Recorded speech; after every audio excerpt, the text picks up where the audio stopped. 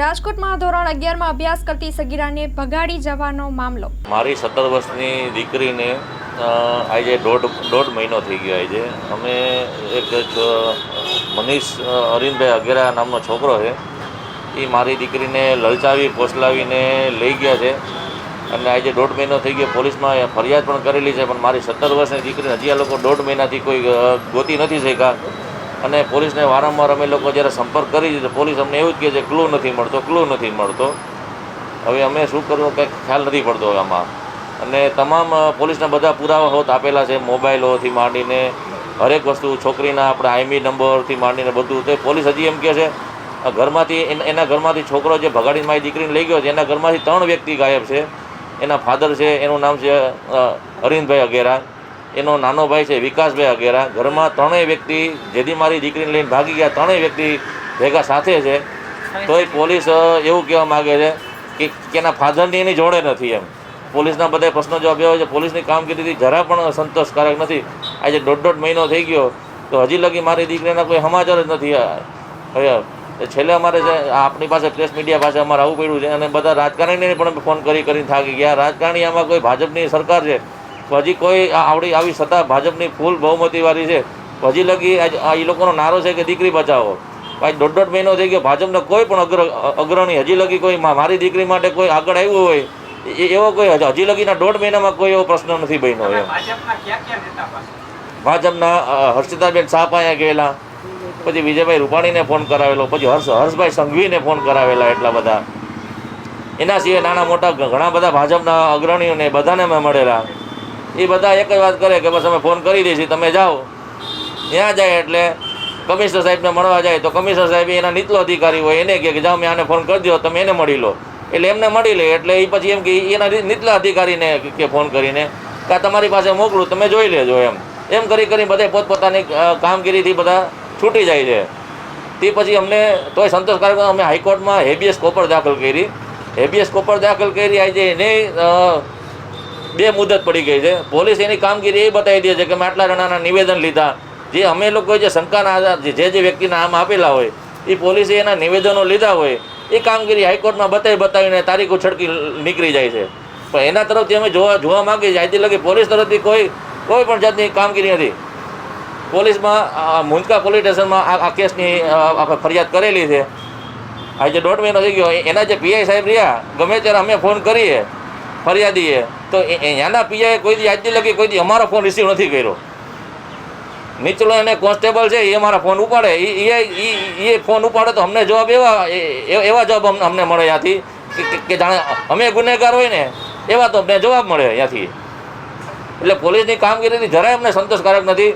તો એની ઉપર સરકાર આવે તો સરકારમાં અમે બધા મોટા જે રાજકારણી બધા છે હરભાઈ સંઘવીથી માંડીને બધાને કોન્ટેક્ટ કરી અમે થાકી ગયા છીએ। એ લોકો તરફથી આજથી લગી આ દીકરી બારામાં કોઈ જાતનો કોઈ પ્રશ્ન છે નહીં। આ 17 વર્ષની મારી દીકરી આજે દોઢ મહિનાથી આજે ગાયબ છે। મારી દીકરી જીવતી છે કે મરી ગઈ છે કે શું છે, મારી દીકરી પર શું થયું છે અમને કોઈ ખ્યાલ નથી।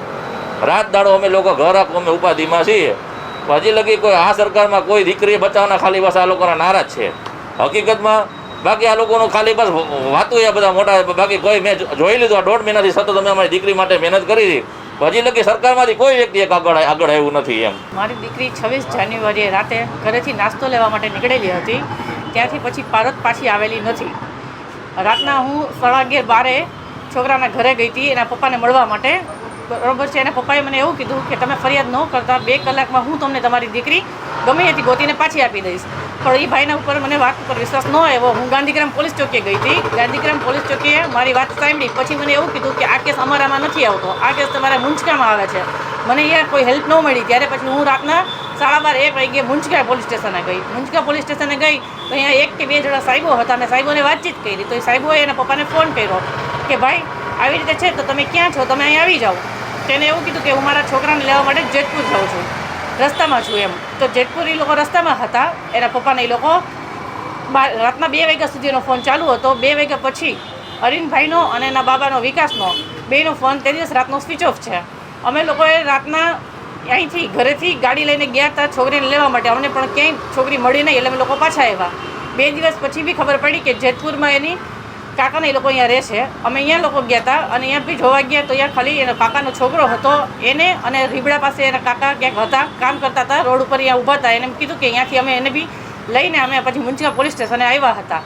આજે મારી દીકરીને 1.5 મહિનો થઈ ગયો. મારી દીકરી જીવતી છે કે મરેલી છે કે કઈ હાલતમાં છે મને કાંઈ જ ખબર નથી. મારી દીકરીની હાલત કે આ લોકોએ મારી નાખી છે કે શું છે એ મને ગમે એ રીતે મને મારી દીકરી જોઈએ છે. આજે હું હરેક જગ્યાએ દોડી છું, હરેક જગ્યાએ ગઈ છું. આજે હું નાની માણસ છું, ગરીબ માણસ છું, એટલે મારો અવાજ કોઈ સાંભળતા નથી. બરોબર, આજે આ જગ્યાએ કોઈ MLA હોય, મોટા સાહેબની દીકરી હોય તો આજે મારી દીકરી ગમે એમ કરીને એ લોકો 24 કલાક બી ન થવા દે. 24 કલાકમાં મારી દીકરીને એ લોકો હાજર એ લોકોને કરી લે છે. બરોબર છે, આજે ગરીબ માણાની દીકરી છે એટલે શું કોઈ ગોતવાની નહીં, કંઈ કામગીરી નહીં કરવાની.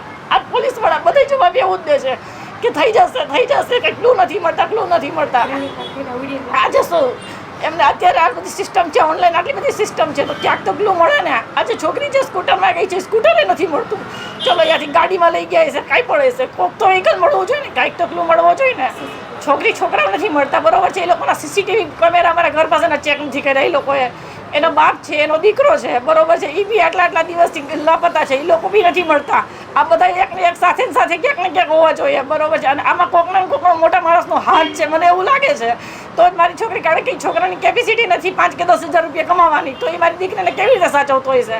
મને મનમાં એ ડાઉટ છે કે એને મારી છોકરીને વેચી નાખી છે કે મારી દીકરીની એ લોકોએ કાંઈક ને કંઈક એવું કર્યું છે જેથી મારી દીકરી નથી આવી મને મળી હતી. મારી દીકરી જે કોઈથી સાંભળતી હોય તો તારી મમ્મી, તારા પપ્પા, તારા માસી, મામા, તારું આખું ફેમિલી તારા માટે રોવે છે. બેટા તું જે કોઈથી હોય તો અહીંયા આવી જાય બેટા.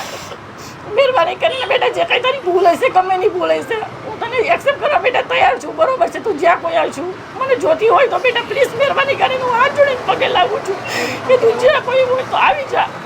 હું 7 દિવસ પોલીસ દ્વારા શું જવાબ મળે? પોલીસ દ્વારા કાંઈ જવાબ મળતો નથી. એ લોકો એવું જ કહે છે કે મને કોઈ જ ક્લુ નથી મળતા. મેં મારી બધી ટ્રાય કરેલી છે. અમે હાઈકોર્ટમાં ગયા કે હેબિયસ કોપર કરી કે ભાઈ મને ક્યાંથી બી જવાબ મળે, પણ 1-2 વખત તારીખ પડી છે. આ લોકો અહીંયા નિવેદન લખીને બતાવી દે છે, નિવેદન થોડું ઘણું જે કામગીરી કરી હોય છે એ. પણ આજે મારું કહેવાનું એમ છે કે આટલી 24 કલાક આજે એક છોકરીને ગોતવી અને એની પાસે મોબાઈલ બી છે. એવું નથી કે એની પાસે મોબાઈલ નહોતો. છોકરા પાસે બી મોબાઈલ હતો, એના બાપ પાસે મોબાઈલ હતો, એનો ભાઈ એની પાસે મોબાઈલ હતા. બધાના મોબાઈલ સ્વિચ ઓફ છે તે દિવસના. આમાં ક્યાંક ને ક્યાંક બીજા જેટલા મને માણસો ઉપર ડાઉટ હતા, 5-7 જણા ઉપર મેં બધાના નામ લખાવેલા છે, પણ એની ઉપર કંઈ કામગીરી એ લોકોએ કરી છે, નિવેદન લઈને જવા દીધા છે. કેમ લાગે તમારી દીકરીને વેચી નાખી? કારણ કે એ લોકો જેવા છે. એ છોકરો જે ધંધો કરે છે એ 2 નંબરનો ધંધો કરે છે. છોકરો જેનો મારે ઇલાકો નામ નથી લેવું જોઈએ, છોકરો દારૂ વેચે છે. મને બધી હરેક વસ્તુની ખબર પડી છે મારી વાહેથી. બરોબર કે છોકરો દારૂ વેચે છે, એ 2 રૂપિયા કમાતો હોય આવી રીતે, તો એ મારી છોકરીને કેવી રીતે પૂરું કરી શકવાનો છે? આજે ક્યાંય પણ મારી છોકરીને લઈ ગયો હોય, પૈસાની લાલચ છે. મારી છોકરીને કાનમાં મેં એને સોનાની બુટી કરાવેલી હતી, પગમાં ચાંદીના પાયલ કરાવેલા હતા. આજે એ વસ્તુ વેચે છે 40 થી 50 હજાર રૂપિયા એમને મહિને મળી શકે એમ છે મારી દીકરીના. મારી દીકરીને જો જે દિવસે ભાગવું જોત, બરોબર છે, તો મારી દીકરી તે દિવસે સાંજે રાતના ન જાત. દિવસે અમે લોકો ઘરે નહોતા તો એ ત્યારે બી જઈ શકતી હતી. મારી દીકરી ઘરેથી આધાર કાર્ડ, એના હરેક ડોક્યુમેન્ટ્સ, મારી ઘરે તે દિવસે પૈસા બી પડ્યા હતા, પૈસા એના ઘરેથી કપડાં, એ વસ્તુ કંઈ જ લઈને નથી ગઈ. એને ભાગવું તો હરેક વસ્તુ લઈને જઈ શકતી હતી ને, ડોક્યુમેન્ટ્સ બધું ઘરે, બધું મારી ઘરે એમને જ પડ્યું છે વસ્તુ. એટલે મારી છોકરી ભાગવાની કોઈ ઓલી ગઈ જ નથી. એનું મારી દીકરીનું અપહરણ કરીને જ આ છોકરો લઈ ગયો છે ગમે એમ કરીને. ચાલો ચિત્રોડ, ચાલો ચિત્રોડ. શ્રી વિરમ મામા ગૌશાળા ચિત્રોડ. શ્રી દુધેશ્વરી માં તથા શ્રી વિરમ મામાદેવની દયાથી તથા સમસ્ત ભક્તગણના સહકારથી શ્રીમદ ભાગવત સપ્તાહનું આયોજન કરવામાં આવેલ છે. કથાનું રસપાન કરવા તથા માતાજી અને મામાદેવના મહાપ્રસાદનો લાભ લેવા ભાવભર્યું આમંત્રણ છે. મામાની મોજમાં જોડાવા જરૂર પધારજો. શ્રી વિરમ મામાદેવના ભક્તગણો આપના આભારી છે. શ્રીમદ ભાગવત સપ્તાહ. કથા પ્રારંભ ફાગણ વદ 5મ બુધવાર તારીખ 19/3/2025 સવારે 9 વાગ્યાથી બપોરે 12 વાગ્યા સુધી, બપોરે 3 વાગ્યાથી સાંજે 6 વાગ્યા સુધી. કથા વિરામ ફાગણ વદ 11 મંગળવાર તારીખ 25/3/2025 સાંજે 6 વાગ્યે. સ્થળ ચિત્રોડ બ્રિજ 3 રસ્તા, હાઈવે રોડ, ચિત્રોડ, રાપર, કચ્છ. સંપર્ક પૂજારી ભાણજી બાપા. Mobile number 9981114306. લાઈવ પ્રોગ્રામમાં આશાપુરા ન્યૂઝના માધ્યમથી આપ જોઈ શકશો.